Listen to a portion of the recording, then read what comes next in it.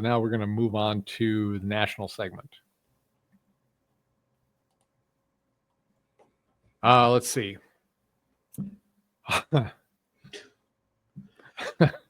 You're looking at it before. Harvard is now offering remedial math classes. So remember when we were talking about that merit-based admission into schools? Yeah. That eliminates this kind of thing. If you're doing remedial math, you don't belong at Harvard. You don't belong at any university doing remedial math. Correct. We're not talking about just going through algebra.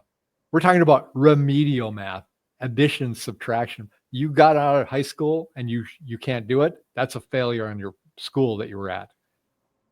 You've gotten into college and you still need this class. That's a failure in the college admission. Yeah. And yeah. How do you get even past admissions if you need remedial math? Yeah, exactly. Especially especially at an Ivy League school. Right. Yeah. How is this getting through? It's just ridiculous. I guess the rule is don't hire people from Ivy League school because you don't know if they're. You gotta give them a math test first, I guess. I have a really hard time dealing with doctors that are young now, and it's like I want older people to be my doctors because it doesn't matter their race, it doesn't matter their sex, it doesn't matter their religion. If they're older, that means they came in through a system that required them to be decent at their job. And now I don't know that that's a fact. And it doesn't matter the race or religion or gender anymore because anybody can get in for anything apparently. And they just, instead of having, when they see that there's a disparity, they get rid of the thing that's causing the disparity instead of getting rid of the people that are causing the disparity. When we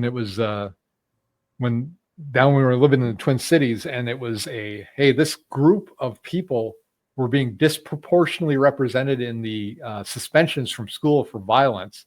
What they did was made a rule saying you can't suspend kids for violence. And therefore they took care of that problem in the wrong way. Instead of taking care of the kids, they took care of the situation that caused the disparity. And then they just patted themselves on the back for helping out equality. Right. Let's see. The next one is a fun one. Germany.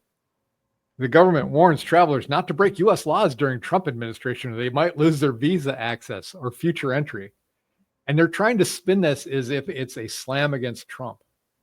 So if you go to the United States as a foreign visitor and you break the law, you might lose your visa and you might not be allowed back in. What country allows that besides the United States? And Germany is acting like this is a slap against Trump. This is the way it should be.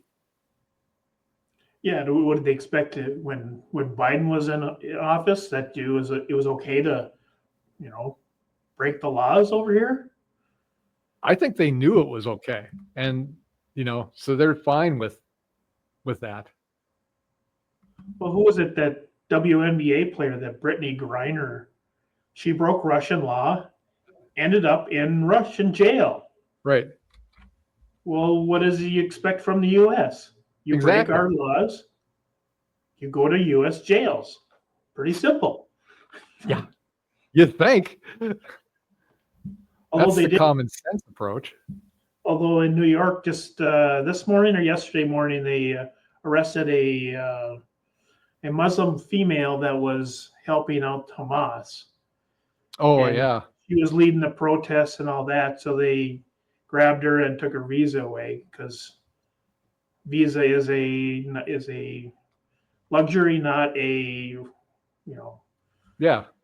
So if you're going to come here to protest, go back home. If you're going to support the terrorists, we don't need you here. Right. So they sent her back in. I want to see if I've got this. I don't want to add too much here, but I saw this. Oh my God, we got a lot of stuff to go over still. In England, they wouldn't evict. They wouldn't send a Pakistani guy who was convicted of molesting kids back to Pakistan. You know why? Because he's an alcoholic. And it said it would have violated his human rights because they would have looked badly on a Muslim who was drinking, because drinking is not allowed for Muslims.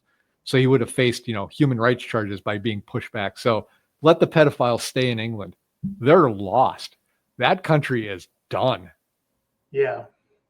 I seen one about on the same thing in Ireland to this morning also, where the Muslims could pray in the streets, but the Catholics have to pray in the church if otherwise they get arrested. Yeah. So there's, they're losing their culture and people are not happy about it. Yeah, and they're right, and they need to stop it. Let's go on to the next thing so I can NYU diversity numbers. So somebody hacked into the NYU website, and all they did was posted information, and they talked about SAT scores and GPAs based on race. And they said, so the Asian SAT scores for the admissions into the NYU were about 1485. For white, it was 1428. For Hispanics, it was 1355. And for Black, it was 1289. And then they went to go talk about the GPAs and the ACT scores that were being admitted. For Asian, it was 32.9. White is 31.14. Hispanic was 29.51. Black was 27.78. And then the average GPA was 3.6 for white, 3.66 for white, 3.61 for Asian, 3.57 for Hispanic, and 3.43 for Black. You would think that if you were given a equal test and equal admission, that level would be basically the same across every race. Right. But what they're pointing out is they're letting people in because of their race as opposed to because of their merit. And so the funniest thing to me was the response was, we've got to get this person that did this. This is illegal and you can't be breaking into our systems, not addressing the problem of you should be basing your admission based on race, or not on race, but on merit, not on race.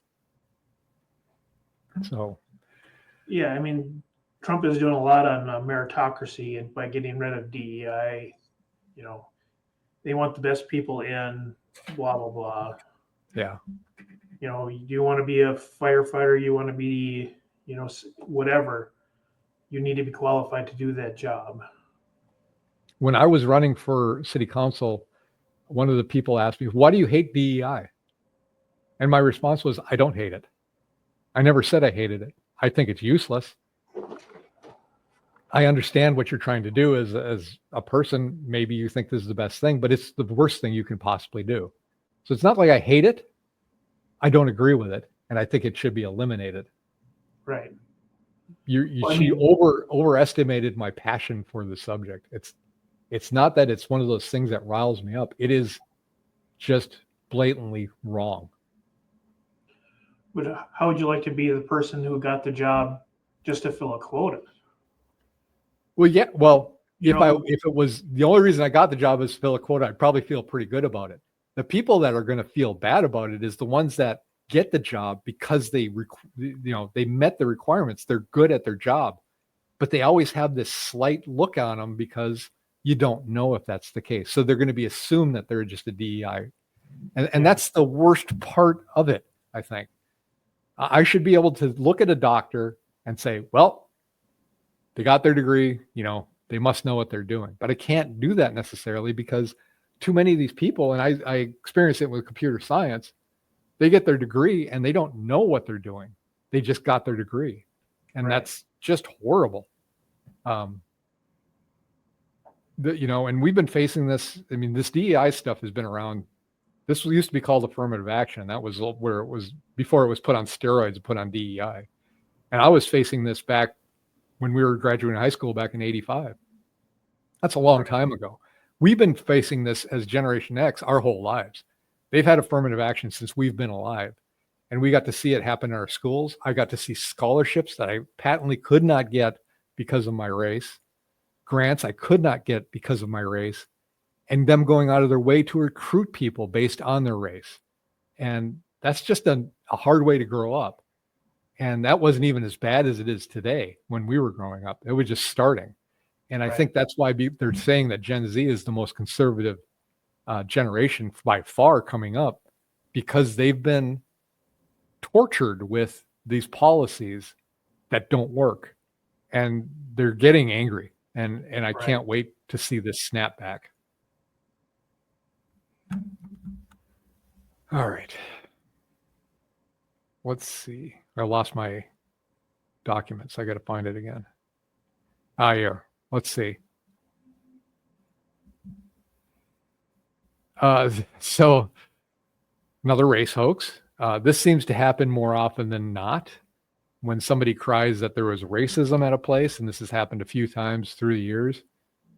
The school board member was charged after allegedly planting a noose on her own desk, and her DNA matched the what was on it, both on the outer surface and inner knotted portion. So, God. And you know what the problem is? Oh, go ahead. The point of the story is they were trying to figure out what to do with her. Is, what kind of punishment? We can go back to the 1500s when they're talking about an eye for an eye. And the real story behind eye for an eye is not, if you kill somebody, you should be killed.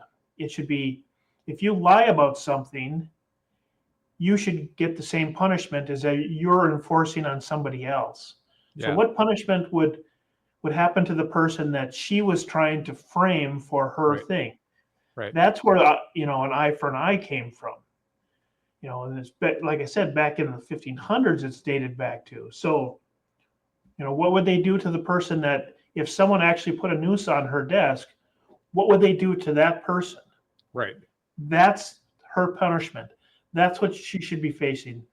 She should get, I'm assuming they would fire the person at least. Yes. Right. And that's what should happen to her.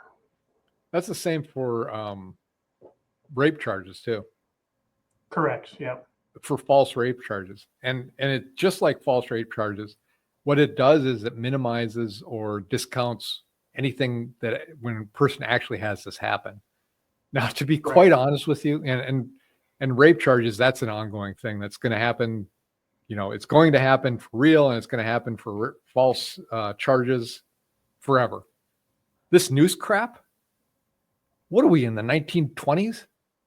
Right. I mean, who's thinking of that? You know what I'm going to do? I'm going to stick a noose on their desk. You got to be kidding me. It's like a playbook from 80 years ago, and it just doesn't wash anymore. And it's overdone. So it's time to stop that. And I do have a small item, though, is lots of people have been hung in the past. It's not just Black people, right? This country used to do hangings for punishment. People used to get mobbed and strung up on a tree. And to make it seem like it's a racial thing is just ridiculous. All right. Yeah. We can move on. I'm going to move on. I'm not going to talk about the conflict of interest one.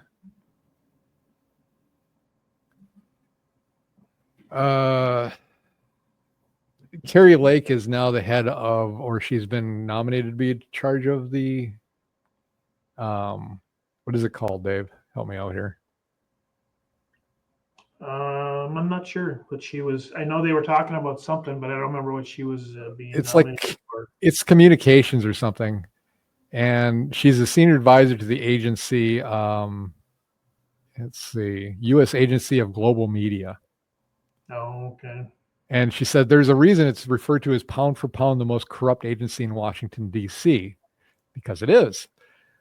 Through an executive order, President Trump ordered this agency and its outlets reduced to their statutory minimum. So she posted some of the most egregious findings. Number one, massive national security violations, including spies and terrorist sympathizers and our support infiltrating the agency. Two, eye-popping self-dealing involving contracts, grants, and high-value settlement agreements.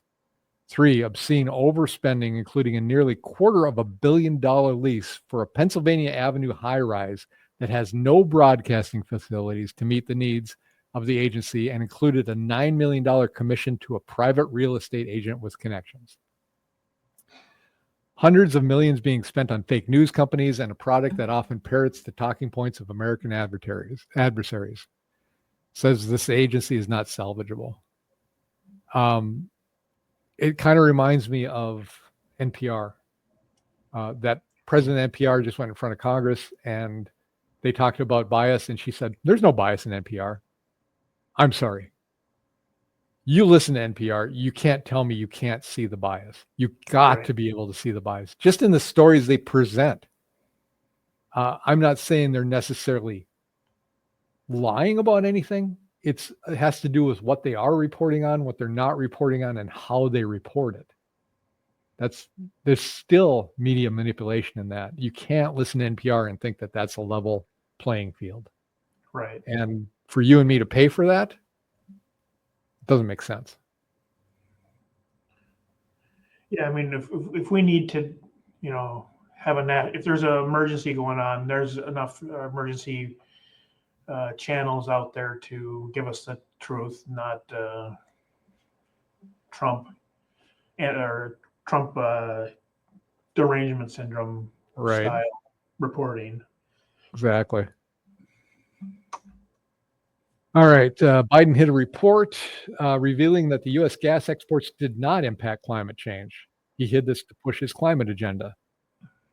The draft report found that across all modeled scenarios, an increase in U.S. LNG exports and natural gas production did not change global or U.S. greenhouse gas emissions, nor did it correlate with a strong uptick in energy prices for consumers. Not surprising, right? Yeah, every single study that they've done has been debunked as far as man-made climate change. So you can't really believe anything that the climate activists want anymore. So right. Did you add this or did I? I added that one. I like this. I didn't think I added else, but I thought it was appropriate because you have AOC, you have the German chancellor, you have. Yeah, China is one of the most egregious ones, and I'm not even going to talk about climate change right now because I think it's a lot of BS. Yeah. But this is really true. But I love the vast part. How dare you? It's right, spot on. This is a pretty good one. Yeah, you don't see her in China complaining. You see her here complaining. And we've already, it's already been proven we've our environment's getting better, but still. Yeah. I got another one here I'm going to share. You must have added this one as well. Yeah, I thought it was humorous. I remember when we were going to have this big coming ice age. Yeah. I remember that in the 70s and thinking, oof, that seems bad. And then it suddenly changed to we don't have any gas. And then it changed to we don't have any electricity. And then it was the ozone layer. And then it was acid rain. And then it's global climate or no global warming. And now that's changed to global climate change. And it's all about taking money out of your pocket. So how to survive the coming ice age, the global warming survival guide. It's pretty spot on too. Yeah, even it makes you wonder because it shows that they don't even know what they're talking about. Is this real? Is this really the same? Is it the same cover? Because it's got a date of 1972 on this one and then a current date here. Did they really use the same picture? Well, I didn't verify any of it, but I thought it was humorous because I've seen it in other things too where the oceans are rising, but they showed a picture of the Statue of Liberty when it was being built, and then they compared it to 2025, and the water level is exactly the same. Yeah. We talked about that here at the deck when they rebuilt the retaining wall out there. Okay. Well, it's got to get replaced because of this, that, and global warming or global climate change. I'm looking at the pier and like that's been around for a while. You'd think it'd be underwater at this point, right? Right. But no, hey, it's about the same level it's always been. Yeah, it's been 100 years, and the building that holds up the Palucci building is the same where it's always been, and it will always be exactly the same because we have the St. Louis River. Yeah. So if we get too much water in Lake Superior, it's going to drain down the St. Louis River and go out. It will Right. be exactly the same forever, basically, as far as we're concerned. But that doesn't make anybody any money. So we got to True. make sure people are always afraid. If you make sure everybody's always afraid about something or angry about something, you can get them to do what you want them to do. Yes. They need a reason to raise your taxes. Right. And they need a focal point for their rage. And it was in my lifetime, it was Ronald Reagan, George H.W. Bush, George W. Bush. They made fun of his George H.W. Bush's vice president. I can't remember his name offhand. And then when Trump came along, boy, they've been dying on this guy. So they switched over to Musk for a while. But it's always somebody. They got to have somebody to focus the hate on, right? Right. And which brings us back to Walls a little bit, which makes no sense because Walls is trying to collapse a company that he mandated 2035 that everyone is going to be having electric cars, but he's trying to destroy the number one seller of electric cars. Right. So what is, well, we know is he just a moron or? Well, yeah. I mean, he's so masculine, he's going to kick everyone's ass. And he does scare me with his masculinity. So did somebody kick his ass and we don't know about it? And now he's got head trauma? I don't know. That could be. I don't know. There's a long list of people that want him to try and raise a lot of money for charity, but there's no word from Walls. All right, I'm going to move on to this this thing about Africa, and I want to play a clip. It's 1:13 from I'm not going to try to do her name, but it's former African Union ambassador to the United States. We're going to play this, and hopefully this will work this time. And it is this. Tell me if you can hear it. Understand the real reason why USAID is in Africa. And not just USAID, but other NGOs. You look at DFID, which is the British equivalent, and many other smaller ones. Their sole purpose was to act as if they're coming to rescue Africa. They are coming in claiming that they're introducing grassroots initiatives that are going to help the people. And so they use that as a way to go into the most remote parts of Africa. When you look at it on paper, it all looks really good, but they're actually wolf in sheep's clothing. They are using that open access sounding humanitarian to constantly destabilize governments. I can tell you right now, the majority of African leaders, and not just African leaders, but leaders in the developing world, are celebrating the exit of USAID. If you think about it, their sole purpose, for example, filling in the gaps in healthcare and education. Where is the change? Show me one country that USAID was in and education improved. Show me what country where USAID was in and healthcare improved. The social services they're bringing, it's peanuts. The American taxpayer needs to know the billions of dollars that are being given to USAID, a fraction is making it to the people. I think that says it all. I mean, that's pretty clear and head on.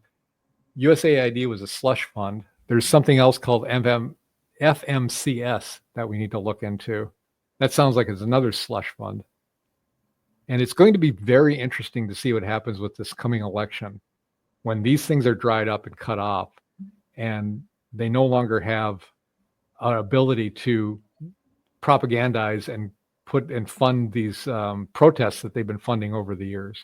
So I'm very much looking forward to this coming election and the next few elections, assuming that a federal judge doesn't decide that he's president and will stop it from happening. Right. Yeah, almost done here. And that's back to the conflict of interest that we didn't have time to cover. That same judge is going to be who wanted to keep all the Honduras gang members. He has also been put in charge of the texting from that just happened on the supposedly war texts. Yeah, they're judge shopping. They get all these right to the right judges so they can get the verdicts they want. That's not how you run a country, and that's not how you run a democracy. These guys are not elected. They shouldn't have this kind of power. And I heard some talk about having a 3-judge panel needing to be done as opposed to a 1-judge panel now, and getting this away from them because they are not elected. This is not their right to do this, and we need to stop it right away. I'm going to go talk about Sky News Australia. The Prime Minister, Anthony Albanese, has been urged to call an emergency meeting after the Trump administration cut grants to 7 Australian universities. Please tell me why we're funding Australian universities. Can you reason that one out? I couldn't figure that one out either. Especially when every single school in Minnesota is begging for money, and yet we're supplying other countries with money. Right. So we're gonna wrap up here pretty quick, but I'm going to do a screenshot of both of these next 2 topics. And it is coming up now. So let's talk about the last week accomplished by the Trump administration. We've had terrorist deportations, strikes hit Houthis, Boeing, NVIDIA, and J&J announced investments, EO to dismantle the Department of Education, and astronauts were returned home thanks to Elon Musk's group. JFK files were released, and egg and gas prices dropping. So we've got some good traction. We're seeing some good stuff, and pretty happy about what is going on. I've been telling you, Dave, it's like Christmas all the time with the Trump administration in place. After seeing 4 years of Joe Biden and what he was doing, I think this is really a refreshing thing to look at, to see a president that is actually looking out for the American people. There's lots of stuff that I still think need to be done. I still want to see the Epstein files. I think that needs to get out, but that's not a immediate need kind of thing. Right. I think we need to know why a woman went to jail for sex trafficking children, but none of the people that were doing the trafficking for have been put into jail. So I'd like to see that resolved, and I'd like to see some butts in jail. Correct. Absolutely. But we're only 2 months in. So hopefully if these activist judges get out of the way, that we can keep going forward and getting some of this stuff done. Right. And I also wanted to talk about the Democrats and some money. I think this is our last thing, actually. And so when they talk about the Democrat or Republicans and their money, and they're talking about the billionaires and the oligarchy and all that, for every 1 billionaire that backed President Trump, Kamala Harris had 2. 9 of the 10 richest counties in America are represented by Democrats. 65% of Americans making over $500,000 a year are Democrats. 75% of hedge fund managers who make political donations donate to Democrats. And then 95% of political donations from the top 3 management consulting firms go to Democrats. I noticed that the Democrats have been touting a lot about and making a lot of noise about billionaires lately. And do you know why that is? Because most of them are millionaires. Bernie Sanders, who's never had a job outside of government, Right. has 3 estates and is a multimillionaire. AOC, who came in, I think, in debt into the government, is now a multimillionaire.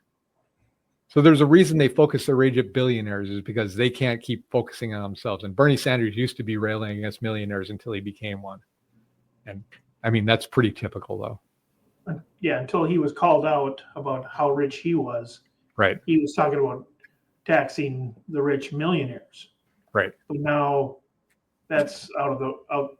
Now that he's been called out, now he wants to go after billionaires. Right.